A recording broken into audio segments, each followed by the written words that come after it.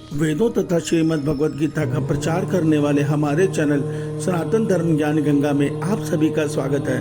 मेरे प्यारे कृष्ण भक्तों, आज हम श्रीमद् भगवद गीता से अध्याय 9 के श्लोक 2 को भगवान श्री कृष्ण जी की कृपा से सरल रूप में सुनने और समझने का प्रयास करते हैं। जय श्री कृष्णा। मेरे प्यारे कृष्ण भक्तों, श्रीमद् भगवद गीता के अध्याय 9 के श्लोक 2 में भगवान श्री कृष्ण जी अर्जुन के माध्यम से हम संसार के मनुष्य के कल्याण हेतु हमें यह सत्य बता रहे हैं कि हे अर्जुन, अब मैं यह ज्ञान विज्ञान सहित जो ज्ञान सब विद्याओं का राजा है, अति गोपनीय है, अति पवित्र है, अति उत्तम है, प्रत्यक्ष फल वाला है, धर्म युक्त साधन में करने में बड़ा सुगम और अविनाशी है, वो बताऊंगा। जय श्री कृष्णा।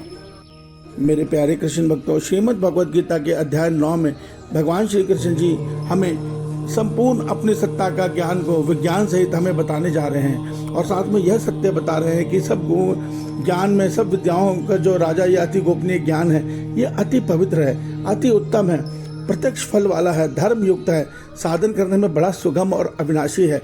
मेरे प्यारे कृष्ण भक्तों, यहाँ भगवान श्री कृष्ण जी हमें यह सत्य बता रहे हैं कि केवल इस ज्ञान को सुनकर समझकर मनन करके ये मनुष्य अपना कल्याण आसानी से कर सकता है। देखिए, आज हम संसार में ज्ञान के लिए विज्ञान पे आश्रित हैं, मगर एक सत्य को समझिए, विज्ञान क्या कर रहा है? विज्ञान जो देखता है उसको समझने का प्रयास करता है और वो सत्य जो उसकी समझ में आता है वो हमारे सामने रख देता है, मगर वास्तव में क्या विज्ञान हमें संपूर्ण सत्य बता पाता है? हमारे आगे अनेकों सवाल आज भी खड़े रहते हैं। आज विज्ञान ये कहता है कि मनुष्य का क्या अस्तित्व है, मनुष्य ये कहाँ से क्यों जन्म लेता है, क्यों मरता है? विज्ञान के पास इसका कोई जवाब नहीं है। विज्ञान के पास ये जवाब नहीं है ये सृष्टि क्यों बनती बिगड़ती है। विज्ञान के पास इसका भी जवाब नहीं है कि क्यों इस भगवान की सृष्टि में कोई तो अति अमीर होकर और अति सुखमय जीवन जी रहा है, कोई दुख दरिद्रता भरा जीवन जी रहा है। इतना भेदभाव क्यों है? एक ही संसार में कोई भूखा सो रहा है, कोई अनेकों तरह के व्यंजनों का स्वाद ले रहा है। तो ये जो भेद है, इसका क्या कारण है? ये सारे के सारे रहस्य हमें श्रीमद् भगवद गीता आसानी से समझाती है। हमें विज्ञान कहता है सूर्य की आयु 4 अरब 32 करोड़ वर्ष है, उसके बाद सूर्य समाप्त हो जाएगा।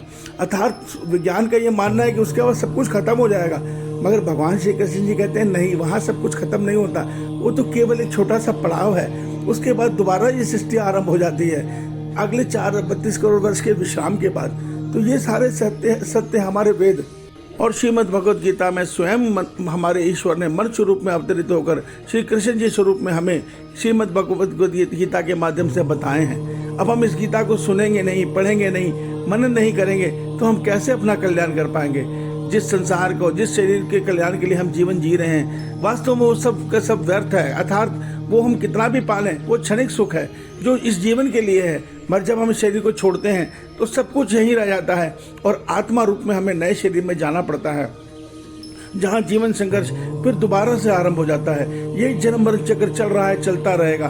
तो भगवान इसी चक्र को तोड़ने के लिए, हमारी आत्मा के कल्याण के लिए स्वयं अवतरित होकर हमें ये श्रीमद् भगवद गीता के दिव्य ज्ञान को, जो अति गोपनीय ज्ञान है, बता रहे हैं। और अध्याय 9 में तो भगवान ने अपनी सृष्टि का भी ज्ञान हमें दिया है, अपने संपूर्ण सत्ता का ज्ञान हमें दिया है। हमें सुनना है, समझना है, मनन करना है।